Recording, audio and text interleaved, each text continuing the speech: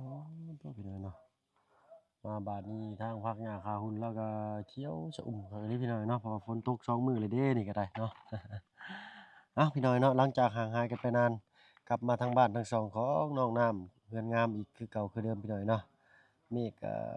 งามขนาดมื้อนี้พี่น้อยเนาะท้องฟ้าก็สีครามคักขนาดพี่น้อยเนาะตัดภาพมาใส่เรือนก็สวยงามอึ้งตึงเนาะห้องน้ำก็แล้วพี่น้อยเนาะ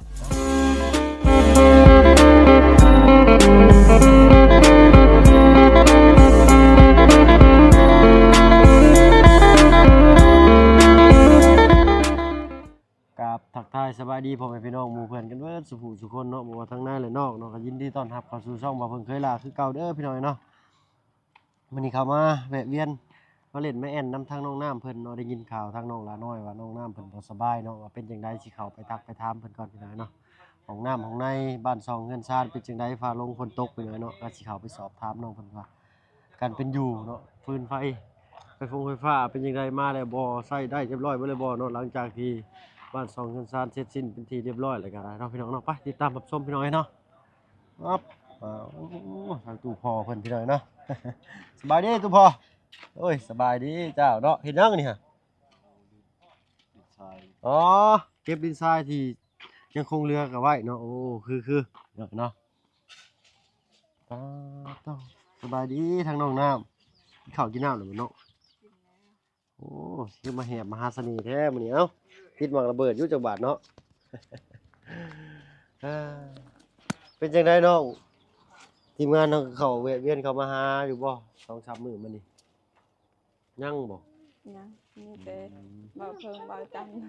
โดยเนาะโอ้ได้แฟนใหม่ดีนี่เนาะเนาะทางลุงจันทร์เพิ่นพี่น้อยเนาะได้รับมอบหมายเป็นสะพานบุญพัดลม1เครื่องกับเงินอีก800,000กีบพี่น้องเนาะพี่น้องอ้ายฝั่งไทยเพิ่นพี่น้อยเนาะกินข้าวแล้วบ่น้องกินแล้วอืเขามเขาเขาเช้ากินแล้วกินข้าวเช้าข้าวเที่ยงยังบ่ทันกินอยู่ โดยยังบ่ทันอ้ายามทุอีจังหวัดอีสานบัดนี้น้ำหนักสิลดแล้วบัดนี้เนาะโดยเนาะเป็นได้น้องไปอันงานย่อเฮือนนั่นท่องพอตู้7ปีนี่ม่วนชื่นนี่บ่เจ้าม่วนม่วนคักเลย ม่วน เพื่อคักนเพื่อนก็งาม กำลังเริ่มเนาะโดยสิบ่คือทางเฮือนเจ้าได้เนาะมื้อนี้ก็สร้างมาเฮ็ดบ่มาอยู่มื้อนี้ก็มาอยู่เนาะโดยแต่ว่าไปเมื่อกี้นี่บ่พ้อเพิ่นเพอเพิ่นไปพักเที่ยงนี่เออเนาะเป็นได้น้องทางห้องน้ำเจ้ายังบ่ทันแล้วอ้าวขาดเรือยังยังบ้านพับอืกับกกน้ำบ้านพับกับกอกน้ำเนาะโดยโอ้ทางลุงหนวดเพิ่นยังเงินเฮ็ดให้ใส่หน้าอยู่พี่น้อยเนาะเอาปุติเพิ่นแล้วเนาะเวียกงานเพิ่นก็หลายพี่น้อยเนาะเออไปพาอ้ายย่างไปเบิ่งอยู่ว่ามันขาดเดือนจังได๋เนาะเนาะเผื่อว่าสิช่วยเหลือกันได้พี่น้อยเนาะ โอ้ห้องน้ำนี่ยังบ่ทันมีสีเนาะโดยเออโอ้เนาะอืมใส่แล้วบ่นี่ยังโอ้ไปยสิกาซ้ายประตูก็บ่มี จึ๊บจึ๊บ เพิ่นเจาะไอ้หยังน้องน้ำนี่เจาะไอ้ห้องน้ำมันโดยปอตู้เจาะใหญ่แท้นี่เนาะน้ำแบบว่าไหลแบบว่าบ่มีข้างบ่มีหยังเลยนะนี่เนาะต้องเอาตะแกรงมาปิดได้นี่เพราะว่ายันเศษขี้เหงื่อไปอุดตันนี่อันนี้ได้ซะน้องขอหยังนี่เพิ่นบอกเนาะท่อน้ำอ๋อท่อน้ำแต่ต้องซื้อกอกมาใส่นี่เนาะโดยต่อกอกใส่นี่ปึ๊บเอ้าแล้วเพิ่นต่อแล้วบ่ทางในน่ะต่อแล้วต่อแล้ว บ่แล้วสมมุติว่าเฮาได้ใช้แล้วพี่น้องเขาถมนี่เด้ขุดมานี่แม่นพระเราสิเปิดน้ำที่จะเปิดเอาได้ซะเปิดอยู่พุ่นกำลังใช่ก็เพิ่นบ่เข้าใจเนาะพี่น้องเพราะว่า ตัวนี้เด้ยังบ่มีกกน้ำถ้าใส่กอกน้ำเอ้าอันนี้บ่ได้อัดไว้มันก็ต้องไหลติเนาะอันนี้เพิ่นฟังมานี่ให้แม่นใช้ปลายมันบัดนี้ ก็อีใส่แถวนั้นแหละก็ต้องเพิ่นสงสัยเพิ่นทับไว้อยู่นี่เนาะโดยมันเลยก็สิขุดต่อมานี่ใส่นี่บัดได้กอกจังใส่พี่น้อยเนาะเนาะทางลุงหนวดเพิ่นก็บ่ว่างเนาะพี่น้อยเนาะเพิ่นยังเฮ็ดเวียกเฮ็ดให้ใส่หน้าอยู่ทางบ่เพิ่นจักหน่อยก็ได้เมื่อเฮ็ดให้ใส่หน้าแล้วนี่เนาะ ส่หุดหน้าไว้ก่อนพี่น้อยเนาะอ๋อ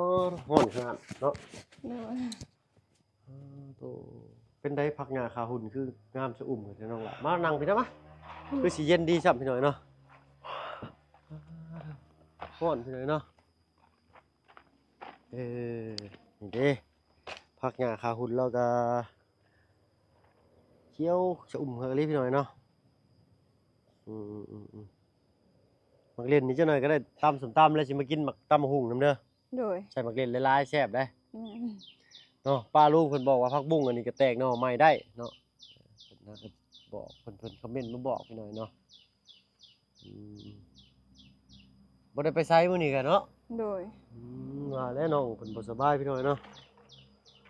มีแต่แม่ก็พอไปปลูกมัน เพิ่นไปปลูกมันมาแล้วบ่ โดยเพิ่น อืม ไปแต่เช้า ไปแต่เช้ามันสายมันแดดมาแล้วก็กลับมาเนาะ โดย ไปปลูกอยู่นี่น่ะเรืออยู่พุ่น อยู่ไกลอยู่เลย อ๋ออยู่สวนไก่ โดย โอ้มาขวดเนาะจนมันเหี่ยวเบิดเนาะ หมดก็กินแล้ว ผู้อยู่เทิงผู้ลายอยู่หักเอาบ่ถึงมันดำมันเหี่ยวไปเลยแซ่บได้มาขวดนี่ก็ได้ที่กินแค่นจุกคือกันเด้เนาะ โดย น้องหน้าเพิ่นก็สีเศร้าๆแน่มื้อนี้บ่สบายพี่น้อยเนาะห้องน้ำห้องในพื้นไฟได้ซะน้อง ยังบ่ทันได้ซ้ำ พื้นไฟก็ยังบ่ทันมา โดย ดำเนินเรื่องไปแล้วเนาะ โดย อ๋อโทษพี่น้อยเนาะเป็นได้ฟันดีอยู่บ่เมื่อคืนมื้อนี้วันที่15ซ้ำ บ่จักฟันยังเป็นไข้บ่ฮู้ฟันยังเลย เป็นไข้บ่ฮู้ฟันยังเลย โดยนอนรับสบายเลย เนาะเอ้ยจังบ่มื้อนี้ทางอ้ายอันไปอันทางเฮือนอันน้องหลาน้อย ไปอันเยี่ยมยามพ่อตู้7 ปีนั่นแหละเนาะทางบ่บุญสารวัตรไปมอบข้าวก็นั่งเล่นนั่งแอ่นน้ำน้องหลาน้อย ทางน้องหลาน้อยว่าน้องน้ำบ่สบายคือว่าอ้าวเนาะเป็นช่างว่ะก็เลยอั่นพากันแวะเวียนเข้ามาเยี่ยมยามเลยเนาะก็บ่ได้มีหยังมาฝากมาต้อนน้องน้อยเนาะมาเยี่ยมยามทุกคนเป็นห่วงเป็นใยนี่แหละเนาะ มาเยี่ยมยามกะ ดีใจบ่ ดีใจเลยทีมงานเขามา และมาเบิ่งเลยว่าขาดเรือจังได๋ขาดเรือบ้านปะเตวงกบขอโทษขออภัยพี่น้องบ้านพับ โดย กับกอกน้ำพี่น้องเนาะเฮ็ดได้บาทนี่และทางลุงจันทร์ว่าสิซื้อบ้านพับมาเนาะแล้วก็สิถามทางพ่อน้องหลาน้อยเบิ่งว่าเพิ่นว่างบ่คันว่าเพิ่นว่างก็สิเข้ามาให้เฮ็ดให้ยามมื้อแลงก็คือสิบ่ยากพี่น้องมาติดบ้านพับไว้เดียวหนึงเนาะ 3 โตเนาะบ้านพับโอ้มาจะคือหลายแท้เนาะ ไซส์2ตัว 2 โตบ่ โดยเอามาแต่เฮือนนะบ่าว มีแต่ตัวงามสำเนาะ โดย มันออกแม่แพรลูกแบ่งนี่เด้อ โดย น้อยก็มักเลี้ยงหมา เพิ่นมีลูกสิแบ่งให้อยู่ อืม เฮือนค่อยบ้านอันนั้นเลี้ยงมาบ่เกิดซับมันใหญ่มันตาย บ้านไหน เฮือนค่อยนี่ เฮือนเจ้านี้เลี้ยงมา โดย บ่เกิด โดยจนมันอยากใหญ่นี่มันตายก่อน ใหญ่มันสิใหญ่แล้วมันตายเนาะ โดย เลี้ยงมาบ่แพ้พี่น้อยเนาะเอ๊ะเพิ่นสิอยู่นำเฮาเพิ่นก็สิอยู่หั่นได้พี่น้อยเนาะชาวน้ำเพชรได้เพิ่นอยู่เฮือนอยู่บ่คือเงียบๆจังซั่น บ่ฮู้คือกันน้องก็อยู่ต เพิ่ ล น อด ไป เฮือน ปลูกมันบ่จังเนาะ เนาะบางเทื่อเขาไปรับจ้าง อืมอันนี้เป็นอันทางหล่างบ้านอันนี้เป็นสวนน้องเฮงบ่เนาะ โดยส่วนน้องเฮงเขาปลูกกล้วย แต่เขาให้ค่อยนี่ปลูก อืม แบบค่อยสิปลูกเขา เพิ่นให้เจ้าปลูกเขา โดยเพิ่นปลูกกล้วย อืมลงไปหลุมพุ่นจะสิปลูกเขาบ่ โดย หรือว่าสิปลูกในนี้ ปลูกนั่น ในหลุมนี่บ่ โดย เออ วันได้เขาทางนั้นปลูกหมด อืมมาแรกๆยังเป็นป่าอยู่เลยพี่น้อยเนาะทางล่างนี่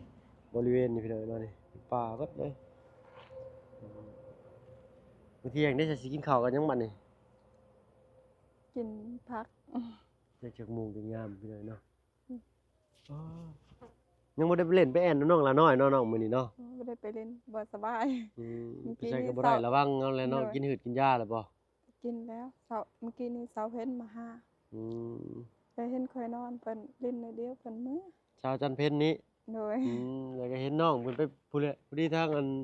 เฮาออกมาแต่บ้านน้องลาน้อยกับผู้ที่เพิ่นก็ปึ๊บเข้าไปเฮาก็ออกมาพอดีเลยเนาะบ่ได้ถามน้องเพิ่นซ้ำ เพิ่นออกแต่เฮือนค่อยแล้ว อืม ก็ค่อยบ่สบายเด้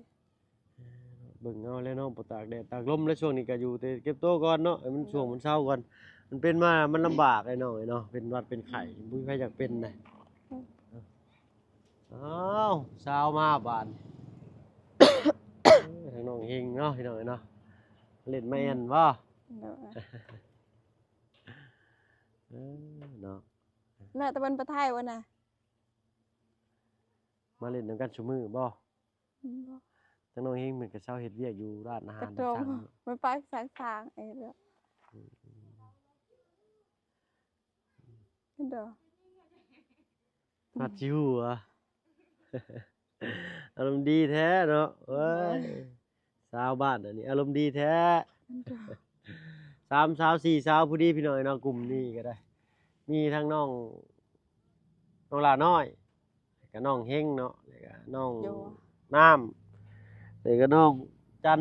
เพิ่นชื่อจังก็เจ้าจันเพ็ญเนาะ โดย อืม อืม เพราะว่าใกล้กว่าเว้าบ่ได้ยินได้อยู่ใกล้อะมาพี่มาเว้าอยู่ไหนหั่นน่ะ